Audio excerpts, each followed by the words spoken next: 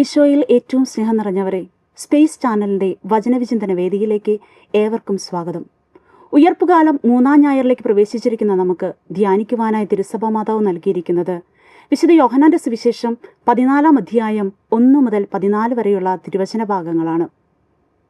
ഈശോയുടെ പീഡാനുഭവത്തിൻ്റെയും മരണത്തിൻ്റെയും നാഴികകളിൽ അപ്പസ്തോലന്മാർക്കുണ്ടാകാനിടയുള്ള അസ്വസ്ഥതകളെ മുന്നിൽ കണ്ടുകൊണ്ട് ഈശോ പറയുകയാണ്, നിങ്ങളുടെ ഹൃദയം അസ്വസ്ഥമാകേണ്ട, ദൈവത്തിൽ വിശ്വസിക്കുവിൻ, എന്നിലും വിശ്വസിക്കുവിൻ.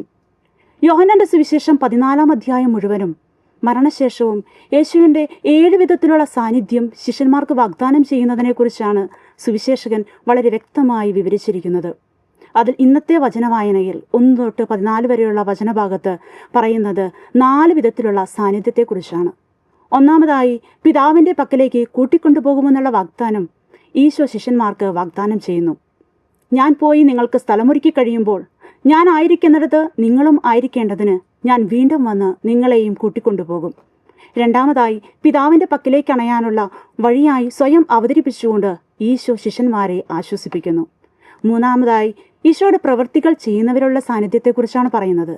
ഞാൻ പിതാവിൻ്റെ പക്കലേക്ക് പോയി കഴിയുമ്പോൾ നിങ്ങൾ ഇപ്പോൾ ചെയ്യുന്ന പ്രവൃത്തികളേക്കാൾ വലിയവ ചെയ്യുമെന്ന് ഈശോ ശിഷ്യന്മാരോട് അരുളി ചെയ്യുന്നു. നാലാമതായി, ഈശോയുമായുള്ള ഐക്യത്തിലൂടെയുള്ള സാന്നിധ്യത്തെക്കുറിച്ച് പറയുന്നു. തൻ്റെ നാമത്തിൽ ചോദിക്കുന്നത് എന്തും നിങ്ങൾക്ക് വാഗ്ദാനം ചെയ്യുമെന്ന് ഈശോ ശിഷ്യന്മാരോട് പറയുകയാണ്.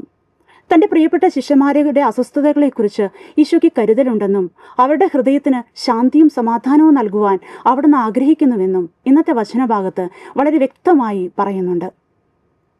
തൻ്റെ പ്രിയപ്പെട്ട ശിഷ്യരുടെ അസ്വസ്ഥതകളെക്കുറിച്ച് മാത്രമല്ല, എല്ലാ കാലഘട്ടത്തിലുമുള്ള തൻ്റെ പ്രിയപ്പെട്ട ശിഷ്യരോട് പറയുന്നുണ്ട്, നിങ്ങളുടെ ഹൃദയം അസ്വസ്ഥമാകേണ്ട, ദൈവത്തിൽ വിശ്വസിക്കുവിൻ, എന്നിലും വിശ്വസിക്കുവിൻ.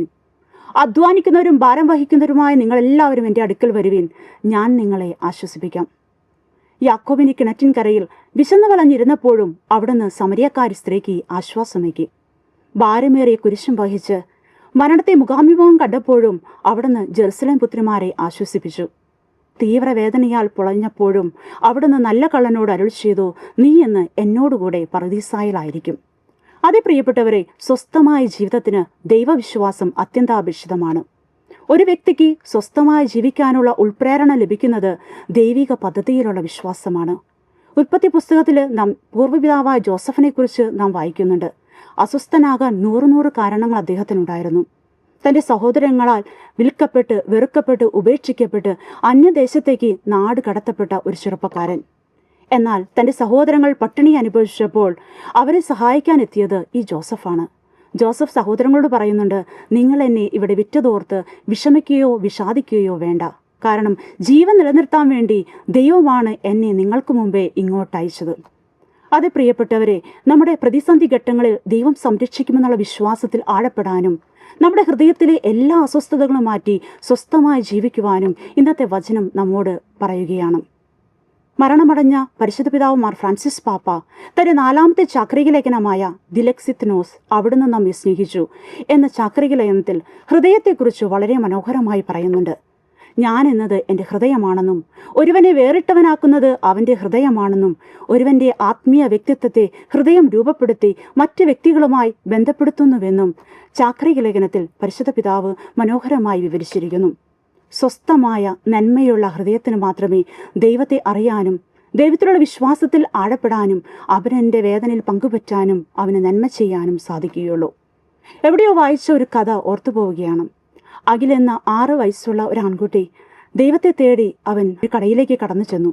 എന്നിട്ട് ചോദിച്ചു, ഇവിടെ ദൈവത്തെ വിൽക്കുന്നുണ്ടോ? ആ കടക്കാരൻ ചോദിച്ചു, നീ എന്നെ കളിയാക്കുകയാണോ? ആ കുട്ടിയെ വഴക്കു പറഞ്ഞ് അദ്ദേഹം അവനെ പറഞ്ഞയച്ചു.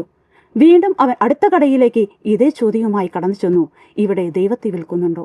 വീണ്ടും ആ കടക്കാരൻ വഴക്കു പറഞ്ഞ് അവനെ പറഞ്ഞയച്ചു. അങ്ങനെ സായാഹ്ന വേളയിൽ അവൻ 60ാമത്തെ കടയിൽ കടന്നു ചെന്ന് അവൻ ചോദിക്കുകയാണ്, ഇവിടെ ദൈവത്തെ വിൽക്കുന്നുണ്ടോ? ആ പ്രായമുള്ള കടക്കാരൻ അവൻ്റെ ചോദ്യം കേട്ടിട്ട് ചോദിച്ചു, നിനക്കെന്തിനാ ഇപ്പോൾ ദൈവത്തെ? അവൻ്റെ കണ്ണു നിറഞ്ഞു. കാരണം അവൻ ചോദിച്ചിട്ട് ആദ്യമായിട്ടാണ് ഒരു മറുപടി ലഭിച്ചത്. നിറ കണ്ണുകളോടെ അവൻ പറഞ്ഞു, 3 വർഷം മുമ്പ് എൻ്റെ പപ്പയും മമ്മയും മരിച്ചുപോയി. അതിനുശേഷം എന്നെ വളർത്തിയത് എൻ്റെ അങ്കിളാണ്. കഴിഞ്ഞ ദിവസം അങ്കിളിനൊരു ആക്സിഡൻറ്റ് സംഭവിച്ച് ഹോസ്പിറ്റലിലേക്ക് കൊണ്ടുവന്നപ്പോൾ ഡോക്ടേഴ്സ് പറഞ്ഞു, ഇനി ദൈവത്തിന് മാത്രമേ നിന്റെ അങ്കിളിനെ രക്ഷിക്കാൻ സാധിക്കുകയുള്ളൂ. അത് കേട്ട മാത്രയിൽ എൻ്റെ കയ്യിലുണ്ടായിരുന്ന 50 രൂപയുടെ നോട്ടുമായി ഞാൻ ദൈവത്തെ വാങ്ങുവാൻ വന്നതാണ്. പ്രിയപ്പെട്ടവരെ, ആ കടക്കാരൻ അഖിലിനോട് ചോദിച്ചു, നിന്റെ കയ്യിൽ എത്ര രൂപയുണ്ട്? അവൻ പറഞ്ഞു, എൻ്റെ കയ്യിൽ 50 രൂപയുടെ നോട്ടുണ്ട്. അദ്ദേഹം അത് വാങ്ങിച്ച് ഒരു ചെറിയ കുപ്പിയിൽ കുറച്ച് തേൻ കൊടുത്തിട്ട് പറഞ്ഞു, ഇത് നിന്റെ അങ്കിളിന് കൊടുക്ക്. അഖിലിന് സന്തോഷമായി. അവൻ തുള്ളിച്ചാടിക്കൊണ്ട് ഹോസ്പിറ്റലിലേക്ക് പോയി അങ്കിളിന് കൊടുക്കുവാൻ. അതിനുശേഷം ഈ കടക്കാരൻ അങ്കിളിൻ്റെ മുഴുവൻ ചികിത്സയും ഏറ്റെടുത്തു. 2 ദിവസം കഴിഞ്ഞപ്പോൾ ഈ അങ്കിള് തൻ്റെ ജീവിതത്തിലേക്ക് കടന്നു വന്നു. അങ്കിൾ അഖിലിനോട് ചോദിച്ചു, എങ്ങനെയാണ് ഞാൻ രക്ഷപ്പെട്ടത്? അഖിൽ പറഞ്ഞു, ഇങ്ങനെ ഒരു കടക്കാരനാണ് താങ്കളെ രക്ഷിച്ചത്. അങ്ങനെ അഖിലും അങ്കിളും കൂടി കടക്കാരന് നന്ദി പറയാൻ പോയപ്പോൾ ആ കടക്കാരൻ പറഞ്ഞു, നിഷ്കളങ്കതയും സ്നേഹവും നിറഞ്ഞ ഹൃദയമുള്ള അഖിലാണ് നിങ്ങളെ രക്ഷിച്ചത്. ദൈവത്തിൻ്റെ വില എന്ന് പറയുന്നത് നല്ല ഹൃദയമാണ്. പ്രിയപ്പെട്ടവരെ, ഇന്നത്തെ ലേഖന ഭാഗത്ത് പൗലോസ്ലീഹ എഫെസോസ്കാർക്ക് എഴുതിയ ലേഖനത്തിൽ പറയുന്നുണ്ട്, തൻ്റെ മുമ്പാകെ സ്നേഹത്തിൽ പരിശുദ്ധരും നിഷ്കളങ്കരുമായിരിക്കാൻ ലോകസ്ഥാപനത്തിന് മുമ്പ് തന്നെ അവിടുന്ന് ക്രിസ്തുവിൽ നിങ്ങളെ തിരഞ്ഞെടുത്തു. ജീവിതത്തിലേക്ക് കടന്നു വരുന്ന അപ്രതീക്ഷിതമായ തിക്താനുഭവങ്ങളിൽ പതറിപ്പോകാതെ നമ്മെ സൃഷ്ടിച്ച ദൈവം നമ്മോടൊപ്പമുണ്ടെന്നുള്ള വിശ്വാസത്തിൽ ആഴപ്പെടാനും അവരിൻ്റെ വേദനയിൽ പങ്കുപറ്റാനും പ്രത്യാശയിൽ മുന്നേറുവാനും സർവേശ്വരൻ നമ്മെ ഓരോരുത്തരെയും അനുഗ്രഹിക്കട്ടെ. ആമേൻ.